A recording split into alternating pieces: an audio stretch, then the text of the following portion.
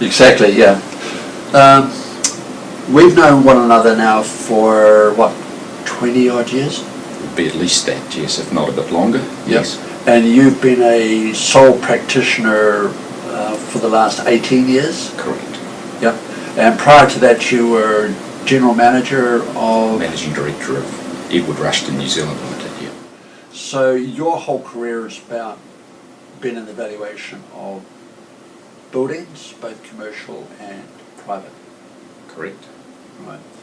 So in the last 3-4 years, what changes have you actually seen in your sector of the industry in regards to valuations of buildings? Well, the biggest change was probably after the Christchurch earthquakes, when the insurance companies changed their earlier policy from a total replacement policy to a more of a sums insured, or a declared sums sort of policy, which immediately meant that owners had to get their assets valued in some detail to ensure that they weren't underinsured. And so that brought on a whole new sort of wave of insurance work in the residential area, as opposed to the more traditional sort of commercial industrial work that we've been doing the whole time. Yeah. Do you think that it was fair and reasonable for the insurance industry to make that move? Oh well, I couldn't comment on that, but I could certainly understand the reinsurers' nervousness after what happened in Christchurch, where they literally had an open-ended liability, and I think by having declared sums insured rather than a simple full replacement, they were simply trying, I think, to get a better feel for what their reinsurance obligations were. And I mean, you could kind of understand that, I suppose, if you got hit with the level of claims that arose out of Christchurch. So, and I believe that is, now that the insurance market is sort of recovering, I believe that is a little bit more relaxed now. I think the insurance companies are now reverting back to this full cover without sums insured. Do you think that's a good idea? Oh, well, I mean, I suppose it's a commercial move on their part, but, you know, if you have another Christchurch earthquake, it's simply going to go round in a full circle again, isn't it? So, I mean, you know, that moving away from valuations and sums insured to a sort of a full cover in the residential side of things, I mean, that was purely a commercial thing on the insurance company's part, wasn't it? I mean, you had one insurance company said, oh, we'll just do it on a full replacement basis.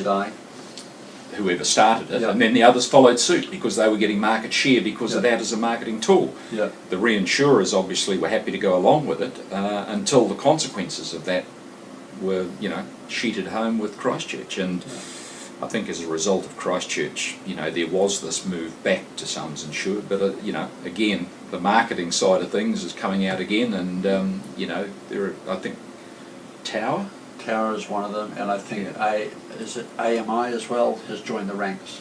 It's starting to just do a full full replacement cover rather than declared sums.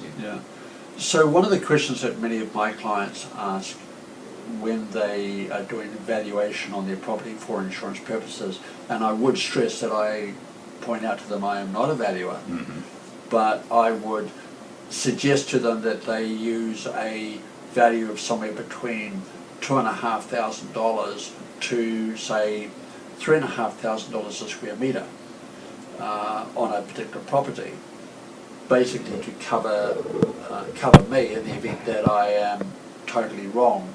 I don't mind if they're actually, when they go to a valuer, they actually have a lower sum insured. But do you think that that figure of $2,500, $3,500 is a fair and reasonable approach to giving a, you know, off the desk equation for the value? Yeah, well, I mean, it can vary so much. I mean, for a lot of housing stock in Auckland, for instance, the replacement value wouldn't be as high as $2,500. So you could get into a situation of significantly over-insuring a property by just using a carte blanche. I mean, 2,500 to 3,500 would cover a lot of the new housing that's being built around the place. But of course, with the volume of building that's being built at the moment, of course, the replacement costs or the construction costs are probably less than that. But when you have to value it on a one-off basis, without the discounts that some of the big firms may get, you are looking at a pretty significant home that would be in that $2,500 to $3,500. You're more standalone, single level, brick and tile, 3 or 4 bed. You would probably be looking at a figure less than $2,500. Conversely, if you were looking at something in, a Ron Sang design, or an architectural masterpiece in Remuera or something, I mean, you might be as high, the Shore Road one, for example, as high as $7,500 a square metre. Yeah. So, just working on, I mean, as a rule of thumb, I think you're probably right saying to people, well, if it fits in that range, you may be about right, but it could be vastly overinsured, it could be vastly underinsured. But it's always a little bit tricky just taking it off. You really need to know a bit more detail about the home, about the quality of finishes in the home, the quality of materials used in the home, and all of I mean, these days some of the homes have got all manner of electronic wiring and wireless operation of air conditioning, of appliances and things, where people driving home use their mobile phone to turn the heating on, so by the time they get home the house is warmed up. That's going to cost you a hell of a lot more to build than let's say the modal house, something like a more estate house, which is more low spec. They don't have garage door openers. They don't tend to have a lot of appliances. Yeah, it's your basic home. Exactly. So your basic home might be anything from 1,500 to 2,000 a square metre, and you might find that 30% or so, 40% of your housing stock is in that range, and then you move up, and then when you get to that very top level, you might only be talking 5% of your houses. So you've got to be a little bit careful about applying just straight rates off without knowing the detail of what the house is. And of course, when people ring and ask me, those are the questions I ask them. And you like to go along and see the premises as well? Well, that's one part of it, and then the other thing you've got, of course, of all the special features. What have they got in the way of site development? As well as driveways and paths. Have they got swimming pools? Have they got, is it landscaped? Is it just lawns? Is it concrete block or decorative stone fencing? Some of these stone fences that are on the road frontages, I mean, they're hellishly expensive. Yes. And so, in replacement value terms, they become a significant item in the insurance.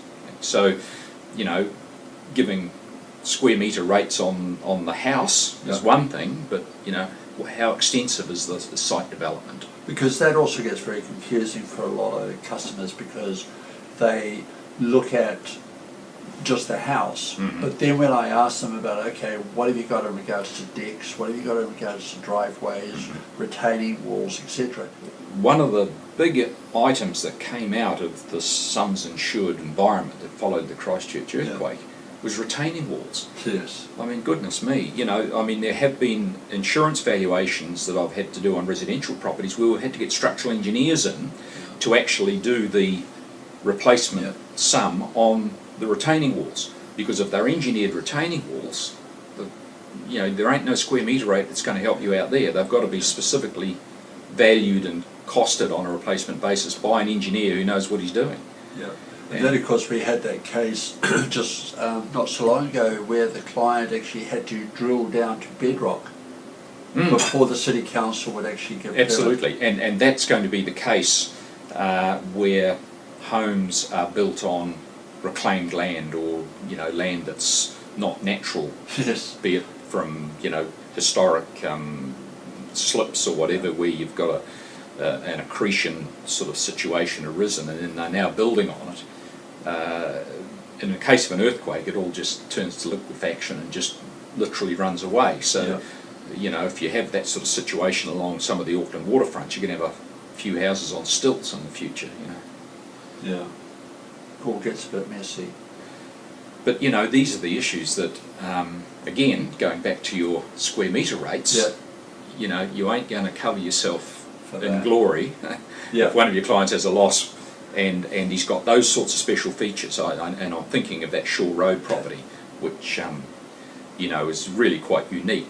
But it's unique at the moment, but it may not be with new houses being built in the future. Sort of highlights the risk of the insurance companies who take on this carte blanche, will do full replacement, because they could get caught out significantly, you know, if there are retaining walls or these foundation issues or whatever. So what are you saying? Are you saying then that Mr. Joe Bloggs, who goes to AMI Insurance or to Tower and buys their policy on the basis that they're going to get replacement value regardless, and they go to that insurance company just giving the basic of details? Are you suspicious that maybe that insurance company, in the event of an earthquake, could possibly turn around and say, hey, well, wait a second, you didn't actually disclose or tell us? I think that's inevitable. I think that is absolutely inevitable. I mean, if the replacement of a property that they've got a full cover on comes up for a claim, and they suddenly find out that, oh, there's a $100,000 retaining wall, or oh, there's a $150,000 special foundation design on this house, they'll simply say to the owner, hang on, you didn't declare that to us when you said you had a 2,000 square metre house, and, you know, it was brick and tile, and that's what we've insured. You know, so, I mean, well, you know better than I do the sort of litigation that comes out of insurance claims. And exactly, and I believe that that is an area. I mean, if that homeowner was doing his insurance through a broker, he would never get away with it, because the broker would typically drill down and get that detail out. The problem arises when they get on the phone straight to state or straight to AMI or something and do it over the phone. That's fraught with danger, I believe. It's like dealing with the IRD, really. Oh, I don't know. I don't think anything's as bad as dealing with the IRD, particularly if you're on the wrong side of them. So, cross-lease properties, where there's a house joined at the hip with another, how do we work out the replacement values of those when part of that house is actually connected to the other home? Yeah, I mean, I've long held the view that cross-lease properties need to be valued for insurance purposes the same as body corporates. Interesting. In other words, you do one valuation for the whole structure, and then you divide it up between the cross leases on the same basis that you do for a strata title body corporate type setup, because otherwise you potentially could get an inside unit that's fully insured, and the sums for the replacement of that unit may be absolutely spot on, but he's got uninsured people on either side. They cause the loss somehow. The fire starts in there, or the whatever. Alternatively, if there's an earthquake and let's say it's a block of 4 units is destroyed, well, he's got the money to replace his, but the others haven't. What do? Does he replace a single unit? So, you know, I mean, again, you've got all of these issues. Whereas in strata title situations, you're valuing the whole complex. In the event of a loss, the whole complex is replaced, repaired, whatever. In a cross-lease situation, you've got these... You've got no controls. You've got no controls, and to me, again, you come back to these post-loss situations, you're going to have lawsuits going left, right and centre because the neighbour didn't do his bit and so on and so forth. Whereas if the cross-leases similarly had to insure as a single unit, you would overcome those problems. Shared driveways. When I talk to many of my clients who are on these long driveways, and all the other next door neighbours either have their entry off this one particular driveway, that long driveway actually belongs to all of them. but sometimes there's no accountability for that long driveway in the equation for the total value of the home. There's two different scenarios. One is where it's a jointly owned access driveway, Yep. where all of them have a 1/10 share for 10 of them, or 1/5 Yep. share, or whatever. In which case it's a sort of like a separate title, and each of them has a 1/5 share. And the other one is where it's a right of way, where you might have 6 properties all with a 1.5 metre wide, so that you've got a sort of a track. In terms of the ongoing maintenance obligations, the right of way does have easement documents, Right. and normally there is inherent responsibilities for all of those who have the rights of way, because it's a shared right of way to share the costs of repairs and maintenance and things like that. That may be the legal position, but the practical position is that you have people who just don't want to know. They won't contribute, they won't do anything to improve it, and you typically get the 1 or 2 property owners who are the driving forces who finish up making the improvements because they particularly want them, and these other people benefit from it. So there's all sorts of iniquities with that. With the jointly owned access driveway, I think you're in exactly the same position. Yeah. So in terms of insuring, it's kind of a difficult one, because you only may have a 1/5 share in that jointly owned access driveway. Yeah. But if it's destroyed in an earthquake, or it's probably the only way you could destroy it, you would hope, is all you've got, that the other 4 have got cover as well. Yeah. The only way to get around that is to include the full replacement of the driveway in your policy, but then you don't want to take the extra premium that goes with that. It's unfair, you shouldn't have to do that. Do you think it's appropriate that in that situation where you've got a shared driveway, that all the other property units or properties that actually use that driveway should create sort of like the equivalent of a body corporate? Yeah, I mean that obviously would be an ideal situation, but to try and motivate some people into doing it, or to agreeing to that, would be fraught with all sorts of dangers.